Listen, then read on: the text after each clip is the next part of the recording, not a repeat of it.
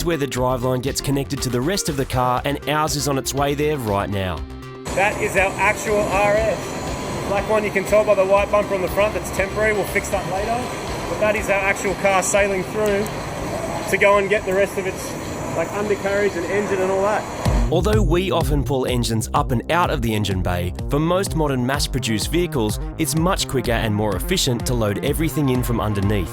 The process of joining the freshly assembled engine and all-wheel drive system to the chassis of the car requires robots with lasers, working with humans to accurately align all the parts. The body for the Focus RS is born from the same one that's engineered for the regular Focus, with a lot of similarities, but then the RS is built with a host of performance modifications to transform it into an all-wheel drive hot hatch that's capable of some serious skids, which we'll be getting into a little bit later. Now there's a few bits and pieces that they leave on the car in this part of the production line, like you'll notice the bumper is not an RS bumper, the brakes have covers on them, but you can pick the subtle differences like the bigger brakes, massive brake calipers, but all the extra fruity bits, that happens later. This part of the line is where they're screwing in those massive bolts that hold all the sort of subframe to the actual shell of the car. After this, it'll go to the RS Modification Centre, and that's when they put on other little details that are specific to the Focus RS. But there it is.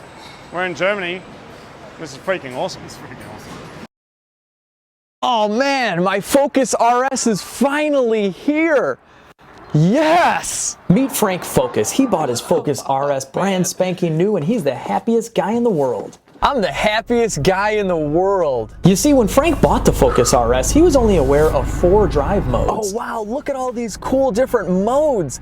I have normal mode for just cruising around town, sport mode for sounding cool when I'm cruising around town, track mode for smoking Mustangs, of course, and drift mode so I can pretend I'm the guy in Tokyo Drift.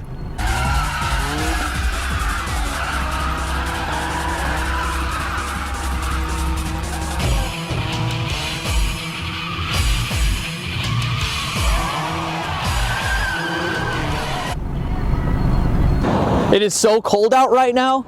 This is gonna be perfect for a cold start, and I gotta get this on video. All right, here we go. Cold start.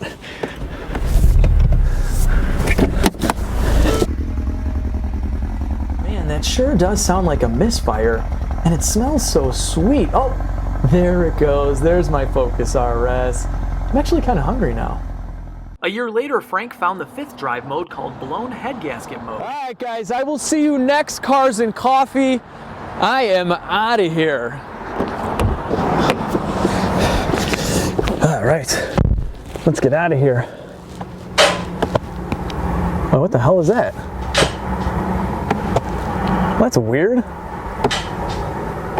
Did the motor lock up? How's that even possible?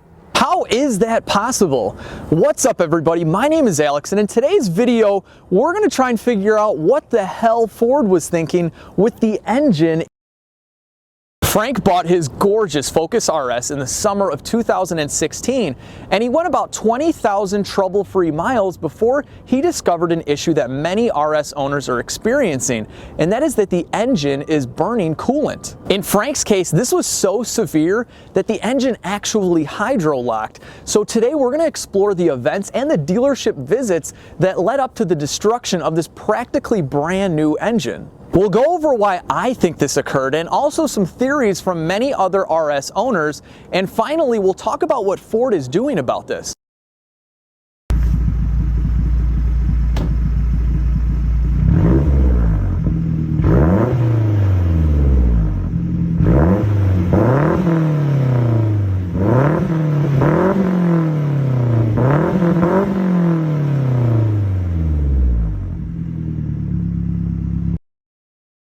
And you can adjust the shocks independent of the drive modes. So right now I'm in sport mode, but the shocks are still in normal. They're in their softest setting, which, as you can see, isn't that soft, but it's pretty good. This does feel like a car. It was developed in Germany. It feels like it was developed in Germany. It's a place with smooth roads. And they brought it here, and they went, oh geez, maybe we should have made it a little softer. Driving up here on the highway, I had it in normal, I had the shocks in soft, whatever, and hitting the hard edges on the 405 were felt and heard through the whole vehicle. It felt like, that's really bumpy. Now it just feels like it has solid bushings all around. We're gonna turn that back off. That is only for racetracks and only for smooth new racetracks. Track mode we're not gonna mess with, same with drift mode. There's no need out here.